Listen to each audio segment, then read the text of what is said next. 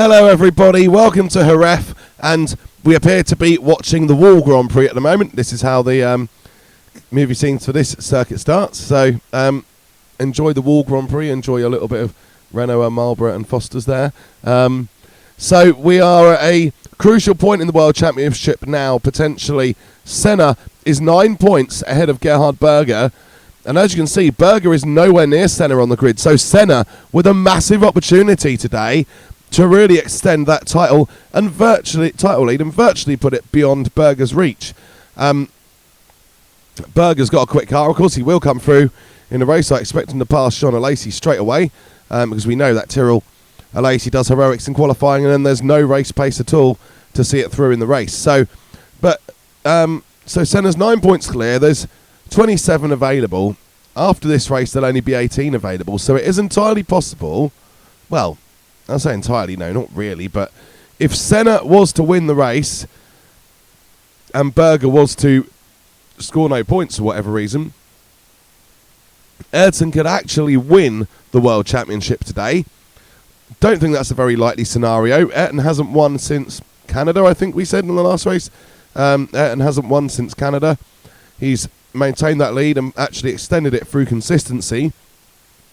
And Berger, he doesn't mess up very often. I know there was the incident in France with Giacomelli and a couple of tyre choice incidents, but there was a tyre choice incident from Senna as well, and at Hockenheim, I believe. So, but as well, we're not mentioning the elephant in the room yet, which is Ferrari. They have been massive off the line in the past couple of races, and in Estoril they actually did the qualifying job as well. So McLaren at the moment, in terms of performance, are playing second fiddle to Ferrari. So it's very possible that in spite of the grid positions, Senna and Berger could end up 3-4 in whatever order. So there is a lot for McLaren to digest. Obviously, Berger is, to a degree, if everything is at face value, Berger's on a damage limitation exercise, but I think it'll probably turn out to be a lot closer than that. So here we go then, Senna lining up on the front row. What a lovely view as opposed to the Wall Grand Prix we watched before the race, but what a lovely view now. We can see all the cars, they look great. And there we go, Senna off the line. Prost again is away quickly, as Ferrari tends to do this year, but Senna has got a bit of an extra push there, and he is now into the lead, and Berger already passing jeanalesi just as we predicted. So Berger up in the 4th place and having a look at nigelmansell already. And Prost is trying to apply pressure to Senna, and Berger is inside Mansell, is he? Yes, so Berger already, or Mansell's fighting back. Let's see what happens. Berger, is he going to do it? Yes, he does. So Berger is already up in the 3rd place. So even then, if he was to, he takes Prost passing Senna now, and suddenly Senna's only extending the gap from 9 to 11 points. So this championship is indeed still close, of course. Berger is very much wanting to pass Prost and get on with it. It looks to me like McLaren might just have the quickest car out there today. Mansell is not looking to offer too much of a threat, although Prost is still very much a threat. Let's see, so Prost is still trying to have a look at Senna. There's not really that many places at the moment to make much of a move, is there? And that's just how it is. But Alesi has dropped out of the points now. That's a shame, but those two Williams both quicker. And Prost having a little look at Senna, runs a little bit wide, and Berger has got an opportunity to get up the inside. Is Prost going to hold this off? I think he is, yes. Prost holds off, and he still is able to have a look at Ayrton Senna. It's fluctuating a bit, isn't it? Sometimes that McLaren looks quick and Senna gets away, and sometimes Prost pulls it back in. But it is going to be good. We know Senna isn't afraid to put Prost out of the marbles and mess up Alain's race a bit. So, well, there goes Prost again. He's running a little bit wide. I think that's more Prost pushing so hard than Senna doing anything particular. Oh, that's the Williams speeding into the pit lane. What's happened there? That's Boutsen, I think. What on earth's happened?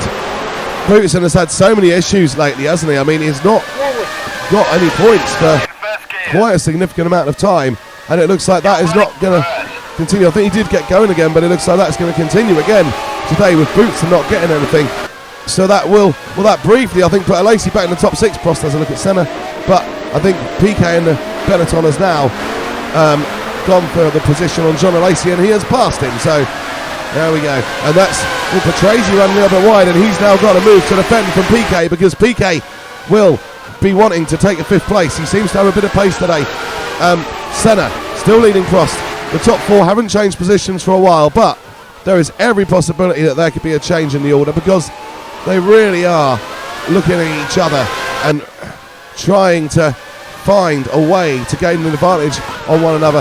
There goes Senna, was pulling away from Prost, but then the braking zone, that Ferrari closes right up again, and Prost is determined to try to get this victory today. He had a victory in Monza, I believe, and we would like to keep it going. Prost run wide again, and this time that's a bit wider, and Berger is straight through, straight inside. So Berger was looking at a potentially disastrous situation for his World Championship. Now he is within the car. Oh, that's Alesi. What's happened there? Alesi, I don't know if he's been run into. He seems to still be running. Don't know if he's got an issue or not, but Alesi now, any remaining hopes of points has gone, and Berger very much up in second place, and this is great damage limitation. He'd only be 12 points behind Ayrton. That's if he doesn't beat him. He's having a look. He's having a look for the move, Berger. He can see an opportunity to actually finish ahead of his teammate, and he really wants to take it. But hey, stop it! Wow, what's happened? Berger has got an issue. Berger is out of the race. Wow! Do I need to say this has a massive impact, because Senna is now miles clear in the lead. There's 1 lap to go. Remember what we said, there was only one situation in which the World Championship can be wrapped up. So that's Prost!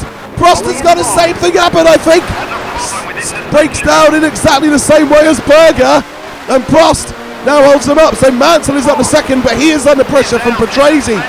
The 2 Benettons are up in 4th and 5th, and there is now a Ligier in 6th place. Well, what a dramatic turnaround. We thought it was going to be more McLaren, Ferrari. Well, suddenly it is not that.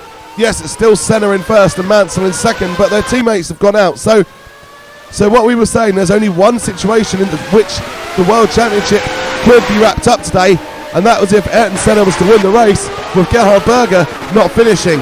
And now it is as simple as, if Senna doesn't have a mechanical issue, there's no way Mansell is catching him. That's for sure. Mansell has got his own problems. He's under pressure from Patrese.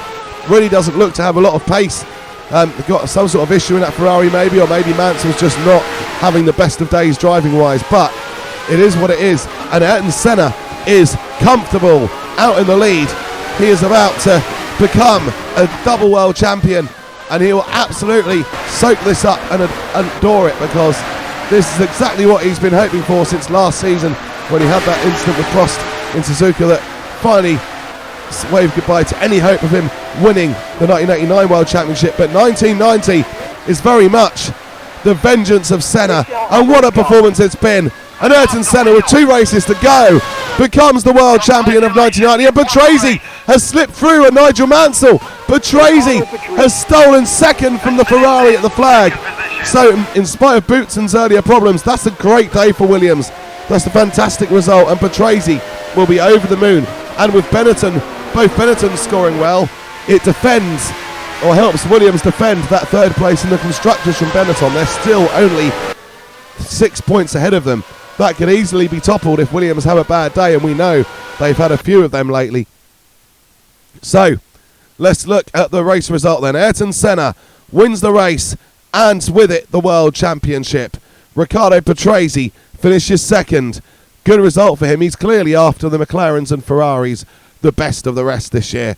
Nigel Mansell third, dropping the third. Don't know if he had an issue or just lost a bit of form or maybe was tiring, but Nigel Mansell finishes third in the Ferrari.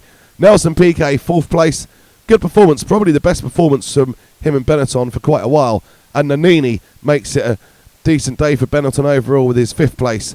And then phillipealliot in the Ligier, bringing home his 1st point of the season. And jeanalesi will be gutted with whatever that little incident he had was just before Berger retired, because he still finished 8th. So there's every reason to believe that Alesi, had he not had that incident, would have been in 6th place and claiming that point. Unfortunately, it didn't happen. One way or another, Alesi doesn't seem to get the luck.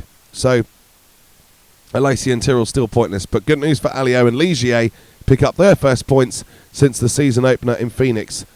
So the World Championship is decided. Ayrton Senna 79 points, Gerhardberger 61.